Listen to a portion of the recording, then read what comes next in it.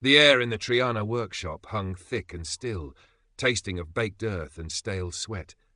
Sevilla simmered outside under the late 16th century sun, but here, in the cramped space inherited alongside crippling debt, Matteo only felt the oppressive heat radiating from the cooling kiln. He ran a calloused finger along the rim of the water jug he'd just withdrawn. Almost perfect. The form was elegant, the balance true, but the cheap glaze had run near the base, pooling into a muddy turquoise tear against the terracotta clay. Another flaw dictated by poverty, not skill. A thin white scar near his left eyebrow, legacy of a childhood kiln accident, seemed to throb in sympathy. He sighed, the sound lost in the workshop's dusty silence. His father, a potter of modest talent, had left him little more than this crumbling space, worn tools, and a ledger heavy with unpaid suppliers. At 22, Matteo felt the weight of it pressing down like the Andalusian summer sky. He placed the jug on a warped shelf alongside other near misses, pieces good enough to sell for pennies, never enough to truly escape. He caught a glimpse of Catalina passing by the open doorway, her skirts swaying. She glanced in, her nose wrinkling slightly at the dust and disarray, her gaze sliding past him as if he were part of the fixtures. That fleeting look, laced with the casual disdain, the slightly less poor reserved for the truly struggling, stung more than any outright insult. It solidified the gnawing frustration, the desperate yearning for something more than this hand-to-mouth existence, patching pots and pride. Just then, the bell from the nearby church of Santa Ana began to toll, its bronze voice rolling over the rooftops.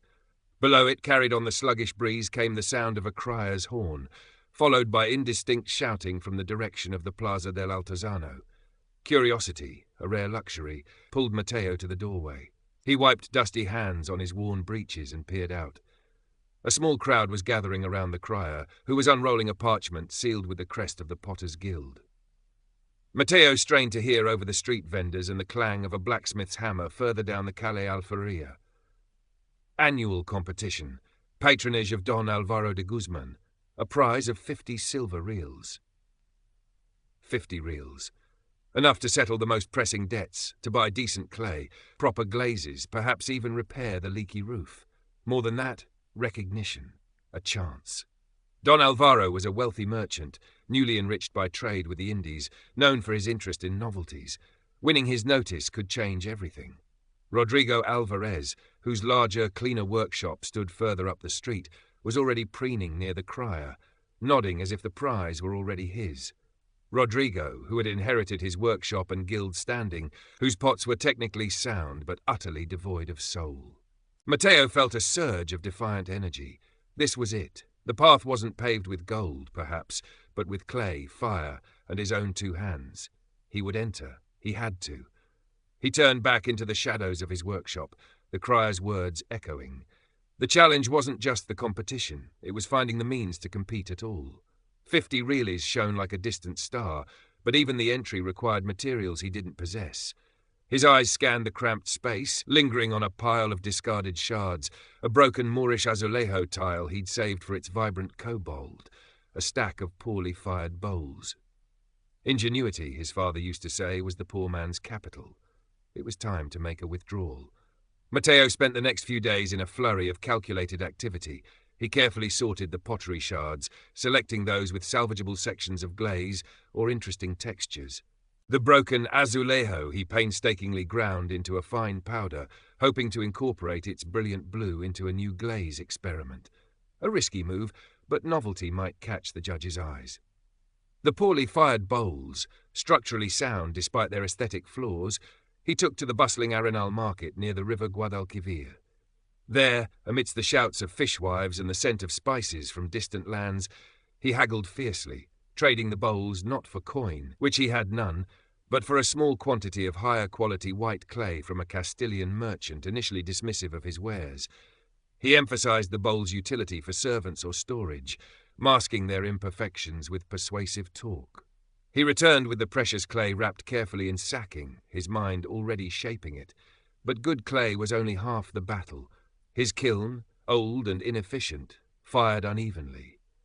For the competition piece, he needed consistency, a reliable heat he couldn't guarantee. There was only one potter in Triana whose kiln was truly masterful, even if its owner was notoriously cantankerous: Master Ignacio.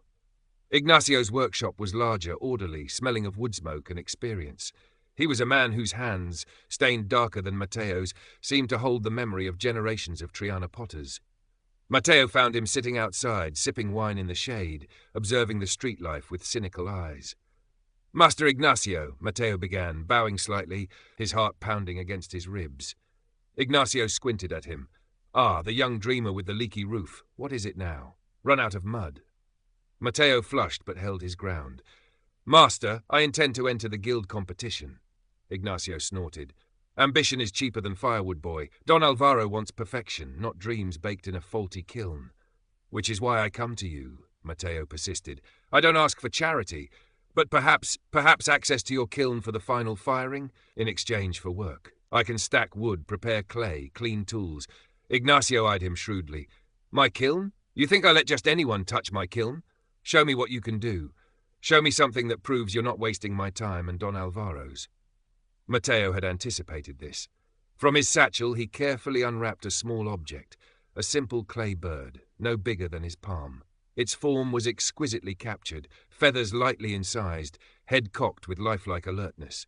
But its true distinction was the glaze, a shimmering iridescent green he'd achieved through trial and error with cheap copper oxides, fired precariously in his own faulty kiln.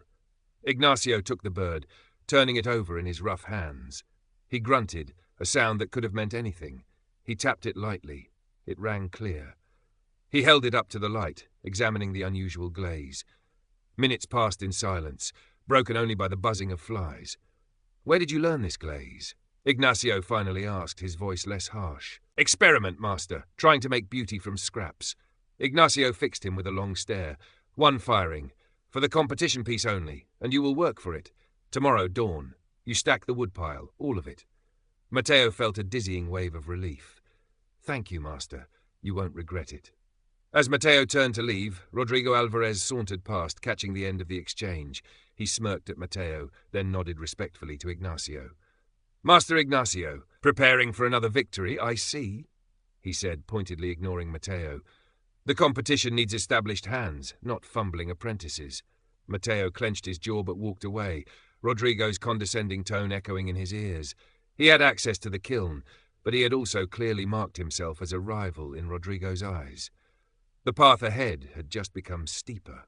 Mateo spent his days performing grueling tasks for Ignacio, hauling wood until his back screamed, grinding pigments, cleaning sludge traps, absorbing every scrap of knowledge the taciturn master let drop, often disguised as a complaint. Ignacio watched him constantly, his expression unreadable, occasionally offering a curt correction that was worth more than hours of flattery.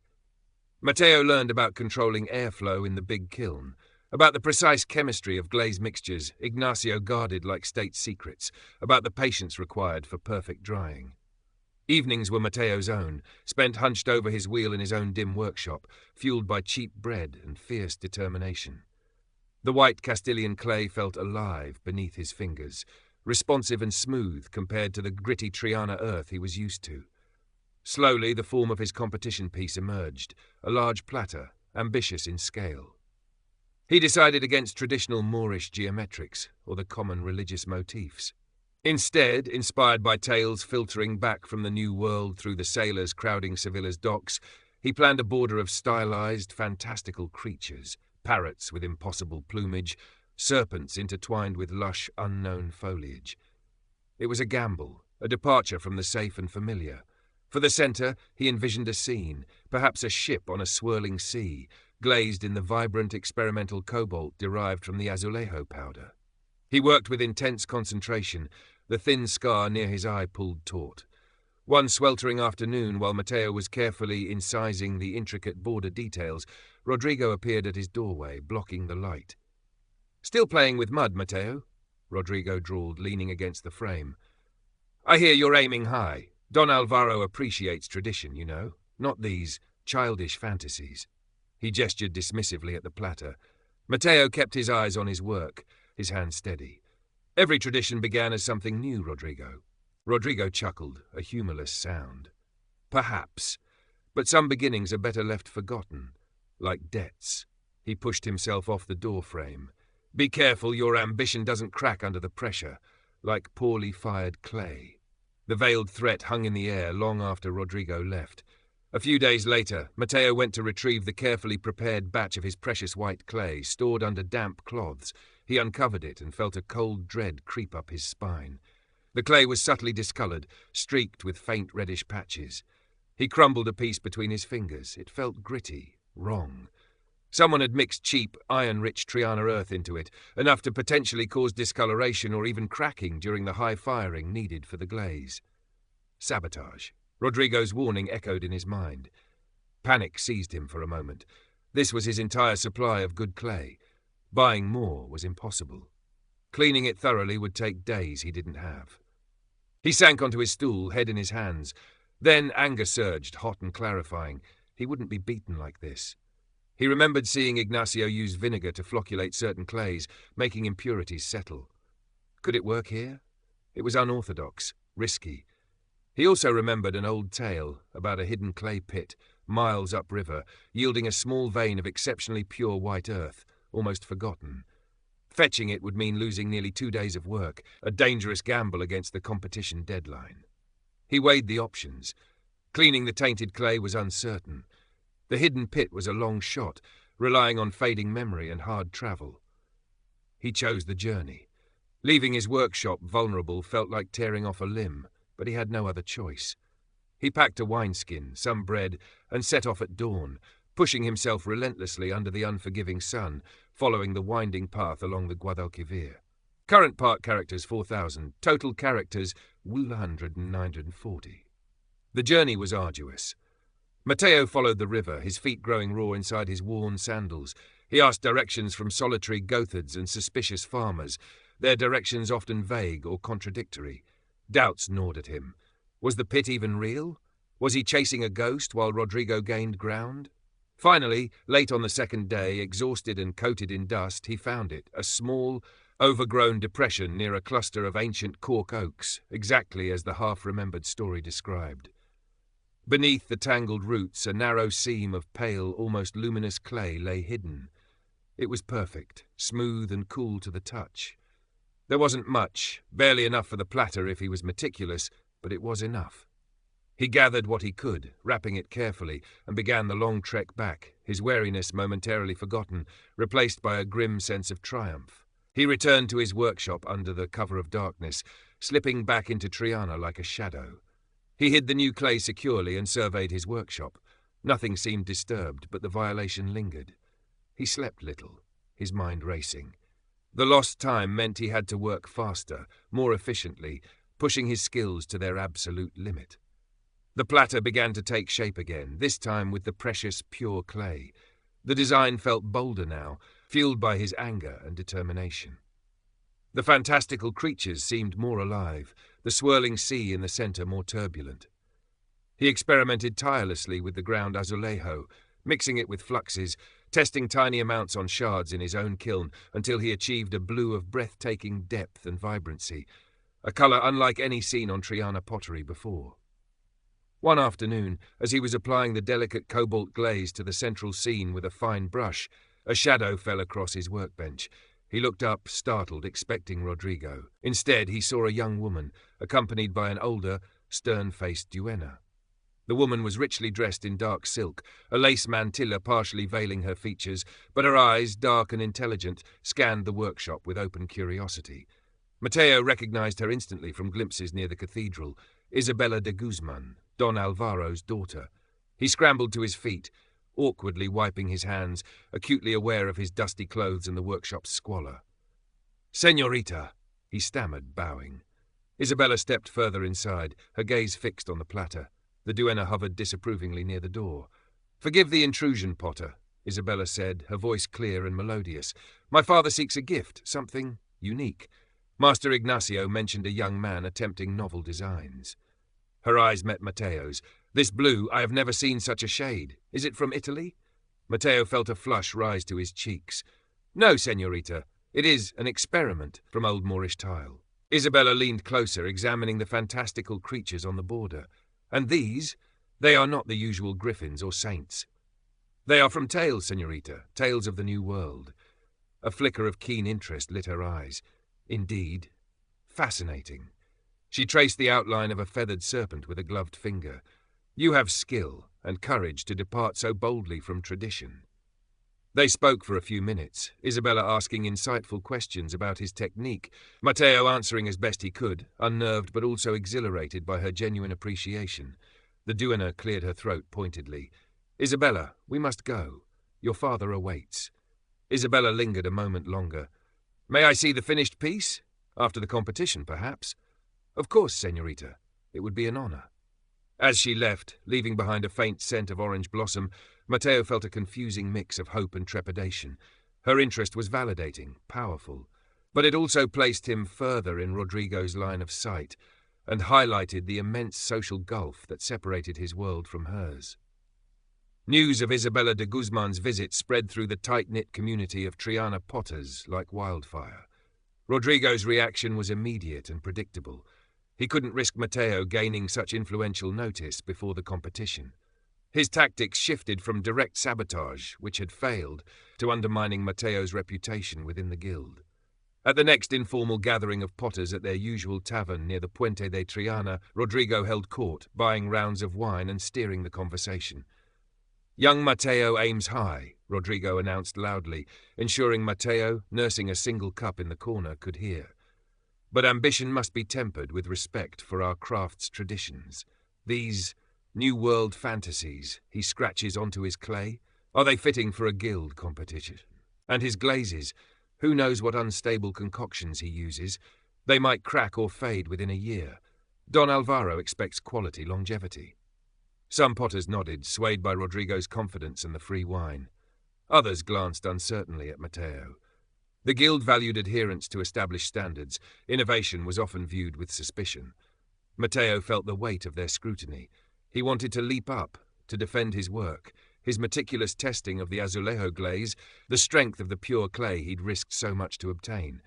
But arguing in a tavern, fueled by wine and jealousy, was futile. He met Rodrigo's smug gaze across the room, held it for a moment, then quietly finished his drink and left. Let the work speak for itself. Doubt, however, was a persistent shadow. Was Rodrigo right? Was his design too radical? Would the judges see innovation or just recklessness? He pushed the thoughts aside, pouring his energy into the platter. He meticulously applied the glazes, the vibrant cobalt contrasting with earthy ochres, and the experimental iridescent green he'd first shown Ignacio. The fantastical creatures seemed to writhe with life around the turbulent central sea. A few days before the competition, a young boy delivered a small, discreetly wrapped package to Matteo's workshop. Inside was a purse heavy with coins, 10 silver reals, and a short unsigned note on fine parchment. For the blue vase seen in the market. Deliver when convenient. There was no mistaking the elegant script or the implied source. Isabella. 10 reales, a small fortune, enough to buy food, more firewood, even a new tool. But more valuable was the gesture itself, a quiet vote of confidence that bolstered his spirits immensely. He set the purse aside, resolving to use the money only after the competition, and focused entirely on the final critical stage, the firing. He transported the large, dried platter to Ignacio's workshop with painstaking care, his heart in his mouth with every step over the uneven cobblestones. Ignacio inspected the piece silently, running a critical eye over the design and glaze application. He grunted.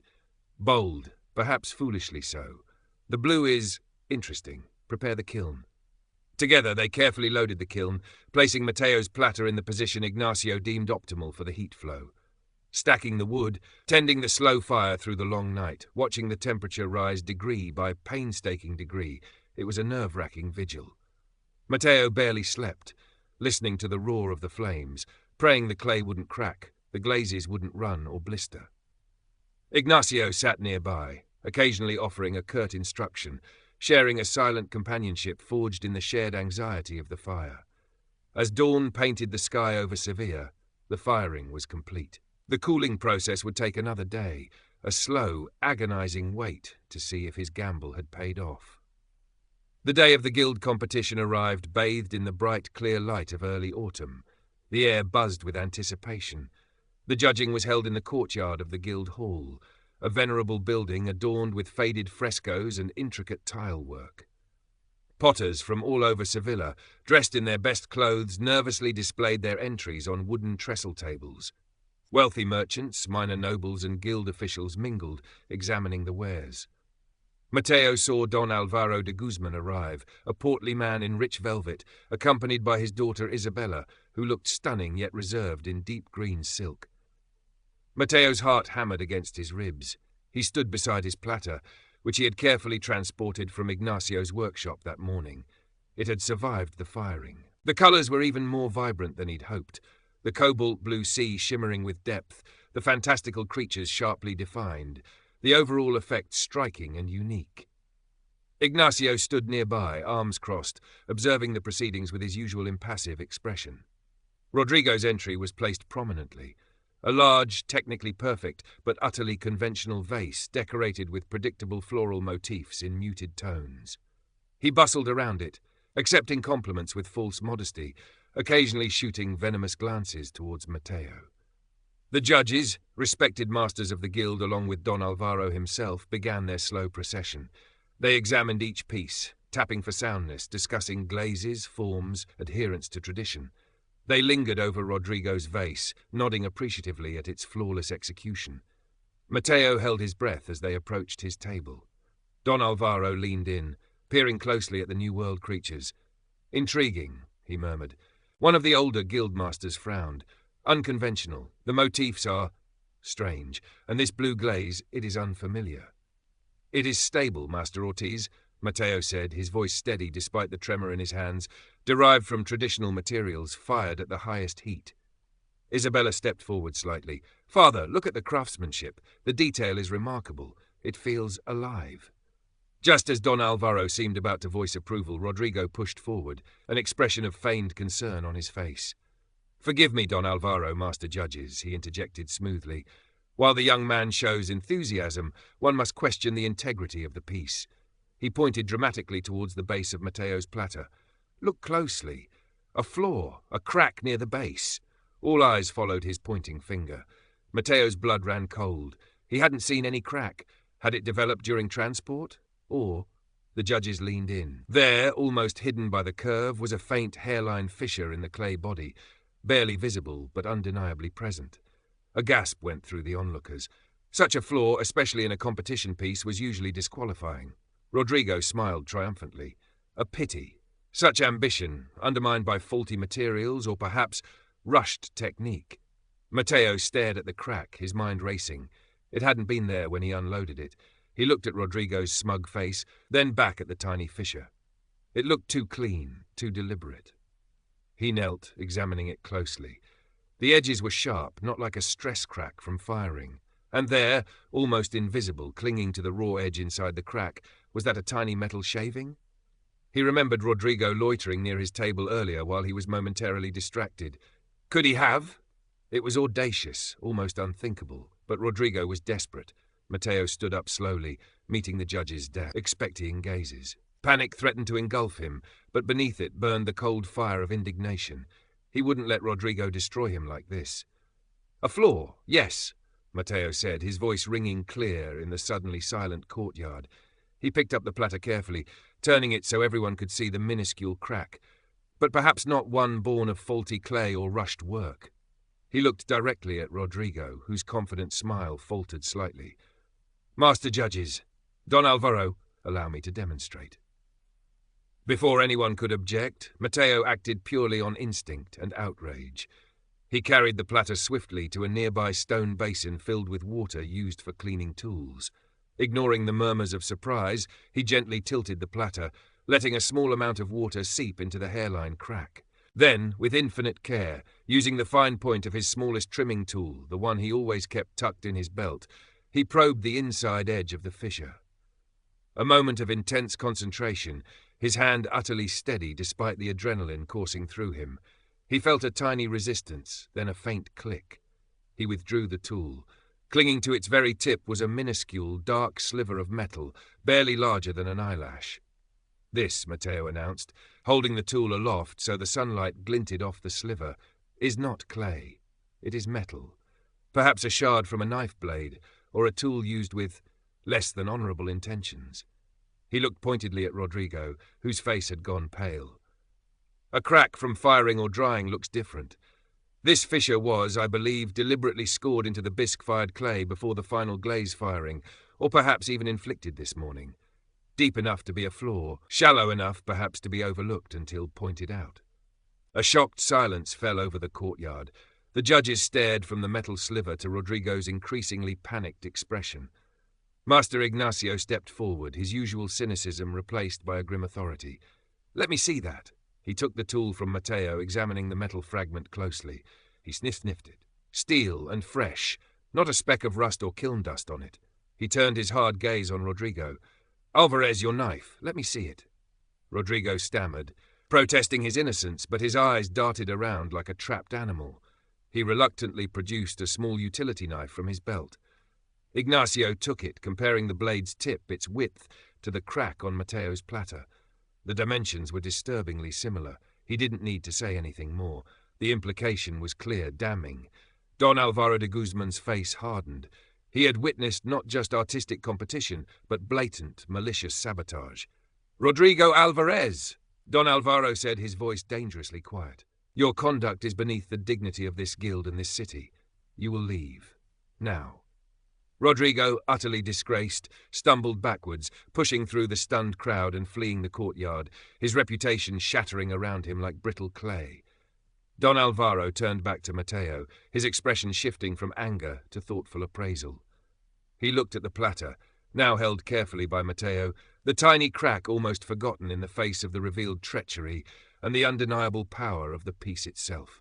He looked at Matteo's steady hands, his unflinching gaze, the faint scar near his eye that spoke of long dedication. "The platter," Don Alvaro said finally. "Despite this incident, it is the most remarkable piece here today. The prize is yours, Matteo, and I believe I have found the unique gift I was seeking. I wish to commission more of your work."